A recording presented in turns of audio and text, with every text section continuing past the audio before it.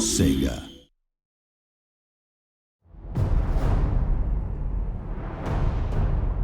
Welcome to our first demo walkthrough for Total War Warhammer. What you're about to see is a scripted version of the battle for Blackfire Pass, a set-piece quest battle between the Empire and the Greenskins. The game is very much a work in progress at this stage, but we hope you'll enjoy having a look at how it's all coming together. Now is the time, men of the Empire, to unite, for the Orcs gather. Beyond the pass, a war boss draws to him all that is foul. An Orc horde beyond imagining. As Sigmar thought, so shall we. We will become part of the legend. We will wipe the Orcs from our door. And only when this is done, when our nation has healed, shall I take up Gal Maraz for Sigmar, for the Empire, for the Warhammer! So that was Emperor Karl Franz giving his rousing pre-battle speech. He's one of the game's legendary lords, so he's a powerful general and a mighty warrior in his own right. Playing a campaign as the Empire, you'll unlock this particular quest battle as Karl Franz levels up. So the Empire's fielding a lot of artillery in this battle, but it's worth noting that you won't just be able to recruit all of this stuff right from the start of the game. There are quite a few late-game units on show here today, and the same goes for spells as well. You'll see a lot of kind of late-game, high-level stuff.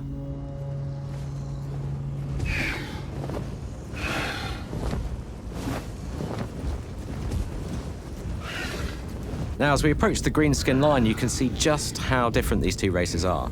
The armies from Warhammer Fantasy Battles give us so much diversity to work with. The playable races in the game are going to look and play really, really differently in both campaign and battle.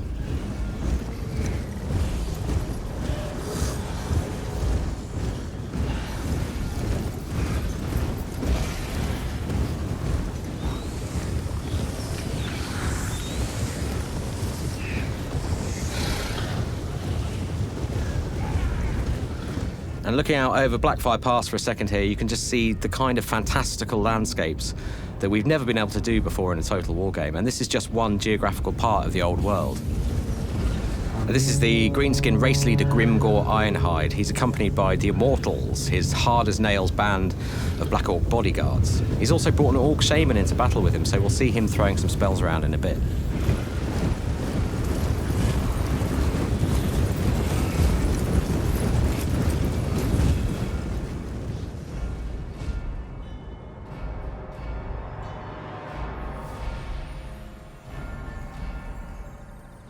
So these snickering little goblins are manning a Doom Diver catapult.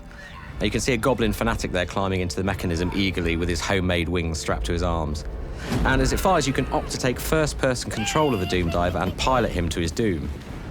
Now, it's a pretty wild ride, but once you get the hang of it, you can really get proficient.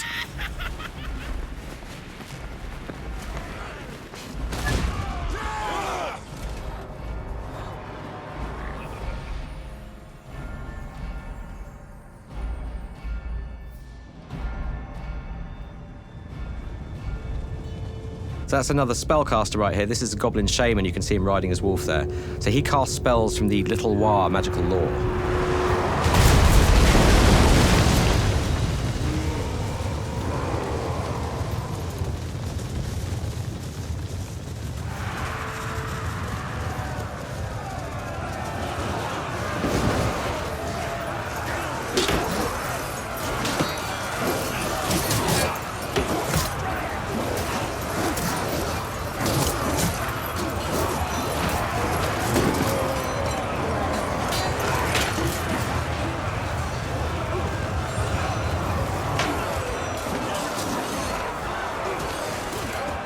So there's a bit of a flanking counterattack lining up here from the Empire. We've got some ranged cavalry up front there in the shape of Outriders and Pistoliers. Coming up behind them, we have the noble Imperial Knights of the Reichsguard and a unit of Demigriff Knights. These are super heavy shock cavalry on vicious, monstrous mounts. They can withstand a real pounding, so they're really useful in longer melee engagements.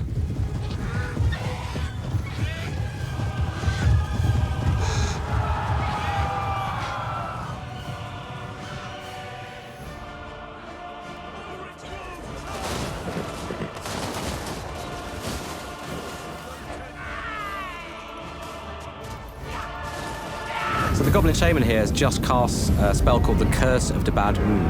Now, it's a pretty powerful, impressive-looking high-end spell, but it's worth noting that we don't want magic to be too OP. You'll have a limited pool of magic to use in every battle that recharges over time according to various factors. But basically, you're going to have to pick and choose just when to cast high-level spells like this. We don't want magic to totally dominate the game. It's more of a kind of useful supporting tool. So the demis are going in now, and you can see just the beautiful handcrafted animations at work here. I mean, you can see that throughout the battle. One thing that we're still working on is cavalry versus cavalry impacts, and in fact impacts across the board. So what we're aiming for is scenes like this to be much more punchy with more physical hit reactions from the cavalry that struck. In short, we want to make a real kind of spectacle of these engagements.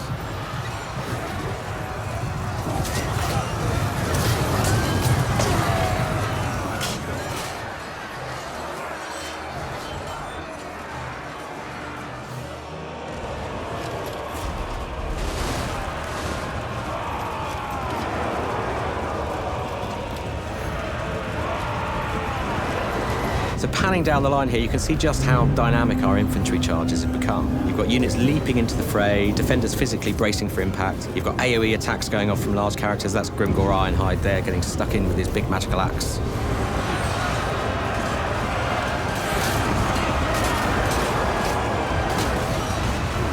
And in go the trolls at the end of the line here. Now, monstrous infantry like this have you know, lots and lots of hit points.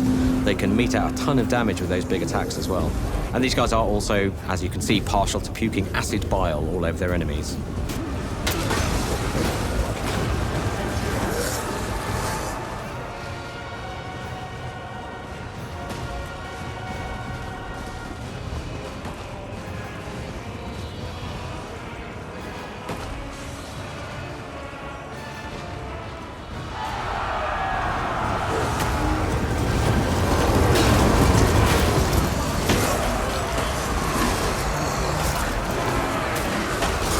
A bit of aerial combat going on here between Deathclaw and the Wyvern. Now, if you gain mastery of the skies in a battle like this, you can then use the maneuverability of your flying units to strike pretty much anywhere on the battlefield.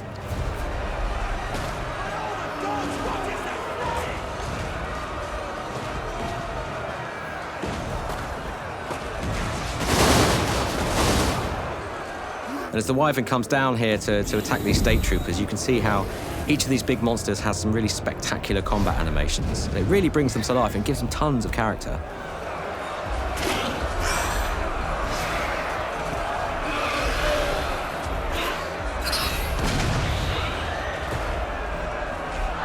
Now, these are two of the Empire's hero characters. This is the Warrior Priest, and just beyond him there, the Witch Hunter.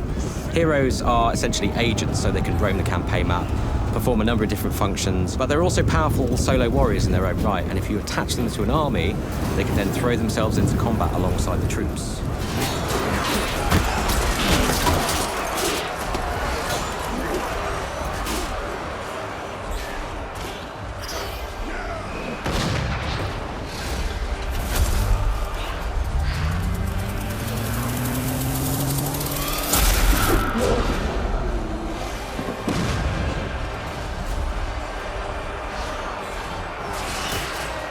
So this is the Orc Shaman casting one of the spells from the Big War magical lore. So he's casting the Foot of Gork here, which is he's literally summoning the Orc god Gork to stamp his enemies into the dust, which is, as you can see, bad news for the Luminarch and the steam tank nearby.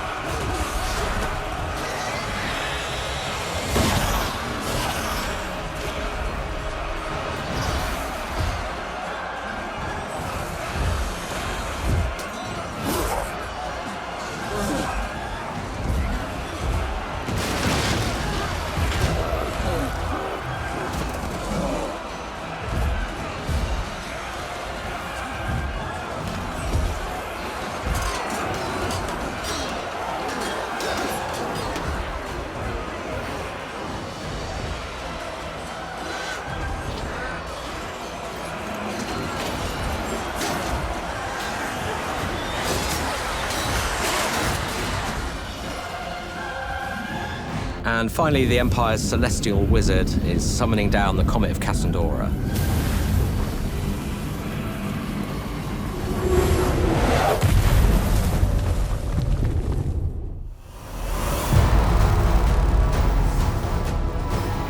So thanks for watching the demo, and this really just scratches the surface of the incredible Warhammer world we'll be asking you to conquer. To catch all the latest gameplay and feature reveals, subscribe to our YouTube channel or follow us on Facebook.